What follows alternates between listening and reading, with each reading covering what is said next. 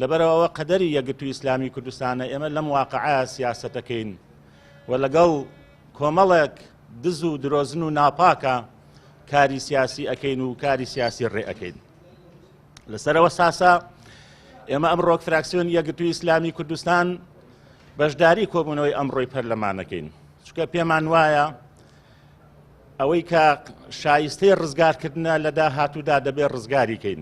لای ئێمە لای فراکسیۆن یەکگرتووی ئیسلامی کوردستان هەڵگیرساندنی شەڕی ناوخۆ، دوو ئیدارەیی، دوو هەرێمی و گەڕانەوەی سوڵتەی فاشی ئیتیحادی هەموو ئەمانە لای ئێمە قبوڵ نەکراوە. تا ئێمە ئەمڕۆ بەشداری دەکەین بۆ ئەوەی ئەم پەرلەمانە بمێنێتەوانەیەک و ڕەمزی یەک پارچەی هەرێم. بەڵام ئێمە پێمان وایە پەرلەمانی کوردستان تەنها لە سەقفی 3 مانگ 4 مانگ ئەو پەڕی بۆ 6 مانگ، بۆیە ئێمە دەنگ ئەدەین وەکو فراکسیۆن یەکگرتوو تەنها لە 3 مانگ بۆ 6 مانگ.